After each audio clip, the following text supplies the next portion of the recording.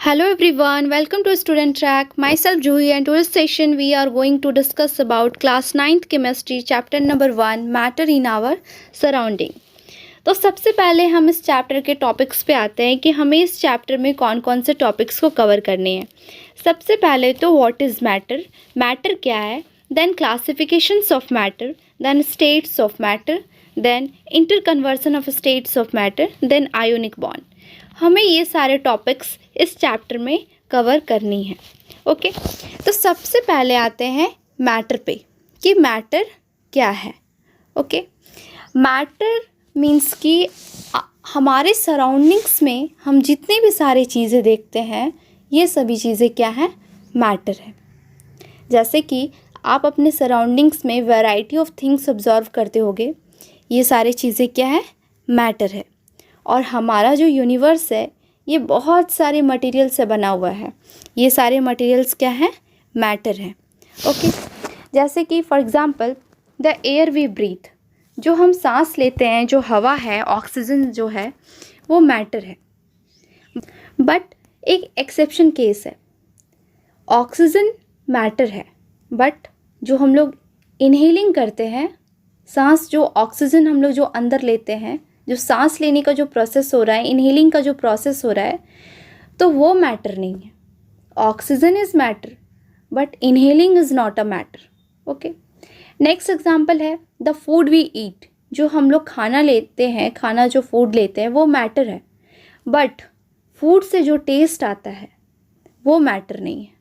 यही डिफरेंस है कि मैटर क्या है और क्या नहीं है। जैसे कि clouds, plants, animals, planets, stars, all are matter, ये सभी चीज़ें क्या है, मैटर है। क्योंकि हमारे आसपास तो हमारे सराउंडिंग्स में बहुत सारी चीज़ें हैं, तो हम कैसे जानेंगे कि ये कौन सा मैटर है, कौन सा मैटर नहीं है। क्योंकि हमारे सराउंडिंग्स में जितनी भी सारी चीज़ें हैं वो कुछ ना कुछ स्पेस कवर करते हैं और उनका कुछ ना कुछ मास होता है, मीन्स कि उसका कुछ ना कुछ भार होता है। तो जिसका जो चीज़ कोई स्पेस कवर करता है और उसका कुछ ना कुछ भार होता है तो वो एक मैटर है। ओके, जैसे कि आप ये एग्जांपल देखो, मैंने यहाँ पे फर्स्ट पॉइंट में ये देखो, ये first point, everything present in this world such as air and water, hydrogen and oxygen, sugar and sand, silver and steel, copper and coal are different kinds of matter as they all occupy space and have a mass। ये सारे जो चीज़ें हैं जो हमारे world में present है, जैसे air, water, hydrogen, oxygen, sugar, sand, silver, steel, copper, coal, ये सारी चीज़ें क्या है, मैटर है। क्योंकि ये सारी चीज़ें क्या करती हैं, ये सारी चीज़ें स्पेस ऑक्यूपाई करते हैं कुछ ना कुछ, और उनका कुछ ना कुछ मास होता है। इस वजह से हम इनको मैटर कंसिडर करते हैं। ओके, फॉर एग्ज़ाम्पल आप ले लो कि आपके घर पे बहुत सारी चीज़ें हैं, आपका एक रूम में बहुत सारी चीज़ें हैं, जैसे कि बेड है, टेबल है, चेयर है, फ्रिज है, अलमीरा है, और भी बहुत सारी चीज़ें एक्सेट्रा। तो ये सारी चीज़ें आपके घर पे एक आप पर्टिकुलर प्लेस में आप रखते होगे डेकोरेट करके, तो वो जिस पर्टिकुलर स्पेस में आप उस मतलब चीज़ को रखते हो, चाहे वो टेबल हो गया, चेयर हो गया या फिर बेड हो गया, तो आप जहाँ रखते हो तो वो अपना स्पेस कवर करता है, वो एक स्पेस कवर किया, उसके बाद उसका कुछ ना कुछ मास होता है, मीन्स कि उसका कुछ ना कुछ भार होता है। तो यही कॉन्सेप्ट है कि मैटर वही चीज़ होता है जो स्पेस ऑक्यूपाई करता है और उसका कुछ ना कुछ मास होता है। समझ में आया? तो now come to its definition. Matter means कि अगर कोई पूछ दे हमें कि मैटर क्या है, तो हम ये चीज़ तो नहीं बोलेंगे कि हमारे सराउंडिंग्स में जितनी भी सारी चीज़ें हैं ये मैटर है। उसका डेफिनेशन देना होगा ना। तो डेफिनेशन ये है कि anything that occupies space and has a mass is known as a matter. कोई भी चीज़ अगर वो स्पेस ऑक्यूपाई करता है और उसका कुछ ना कुछ मास होता है तो वो एक मैटर है। मीन्स कि कोई भी चीज़ अगर वो अपना जगह लेता है और उसका कुछ ना कुछ भार होता है तो वो मैटर है। ओके, और ये जो मास है, मास को हम किलोग्राम से मेज़र करते हैं। किलोग्राम जो है केजी मास का ऐसा यूनिट है, इंटरनेशनल यूनिट है। दुनिया में ऐसी कोई चीज़ नहीं है जिसका कुछ ना कुछ मास नहीं हो। सभी चीज़ों का कुछ ना कुछ मास होता है। आप एक चींटी को ले लो एग्जाम्पल पे। चींटी दिखने में भले ही बहुत छोटा दिखता है बट उसका कुछ ना कुछ मास ज़रूर होता है। आप वेट मशीन में उसको डालोगे तो उसका मास ज़रूर कुछ ना कुछ निकलेगा। आप एक नॉर्मल सा डॉट भी ले लो तो इस डॉट का भी कुछ ना कुछ मास है।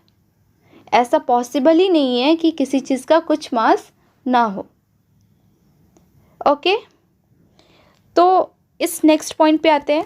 तो नेक्स्ट पॉइंट में क्या कह रहा है कि it is made up of tiny particles which can not been seen through the naked आई।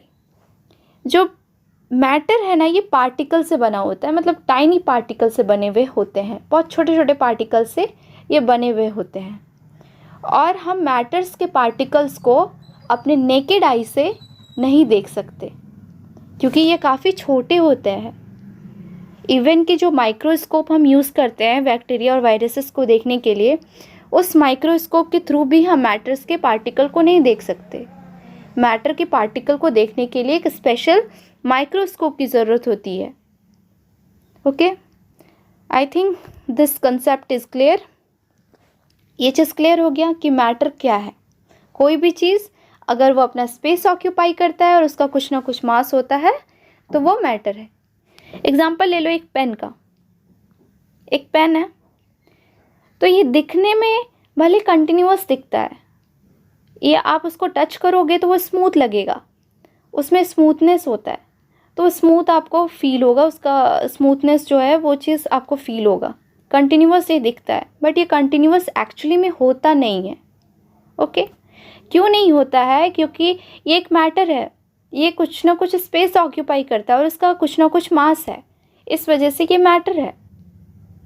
और ये जो मैटर होते हैं ये पार्टिकल से बने हुए होते हैं, छोटे छोटे पार्टिकल से बने हुए होते हैं। तो अगर हम इस पेन को माइक्रोस्कोप के थ्रू ऑब्जर्व करेंगे तो ये जो पेन है हमें कंटिन्यूअस नहीं दिखेगा, आपको ये छोटे छोटे पार्टिकल्स में डिवाइडेड दिखेगा, छोटे छोटे डॉट डॉट टाइप में आपको ये डिवाइडेड दिखेगा। तो यही है matter. Okay, I hope this is clear. ये क्लियर हो गया। उसके बाद हम आते हैं नेक्स्ट पॉइंट पे, और नेक्स्ट पॉइंट है क्लासिफिकेशंस ऑफ मैटर।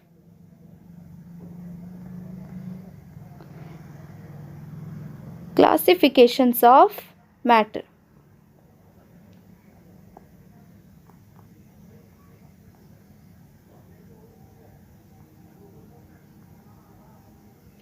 ये जो मैटर है ना, इसको कुछ पार्ट्स में क्लासिफाई किया गया है।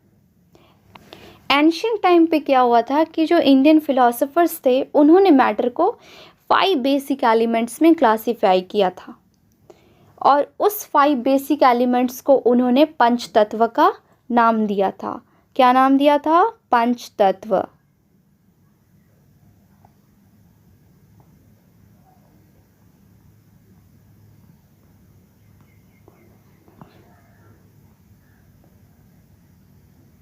ओके, पंच तत्व का नाम दिया था। और वो 5 पंच तत्व क्या थे? तो वो 5 पंच तत्व था air, water,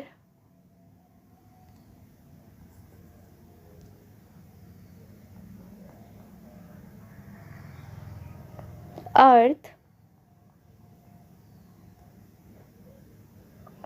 fire and sky.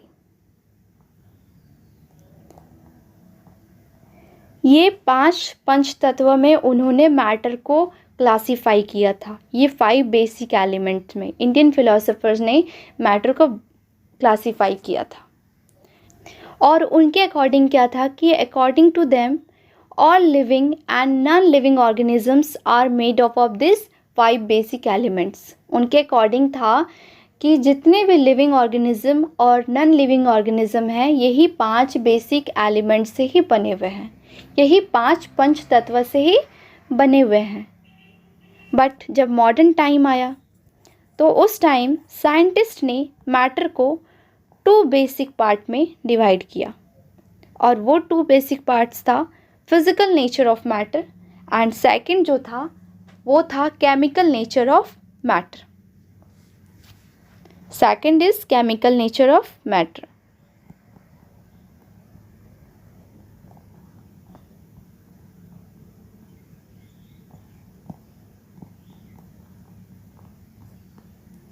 तो हमें इस चैप्टर में सिर्फ फिजिकल नेचर ऑफ मैटर ही पढ़ना है।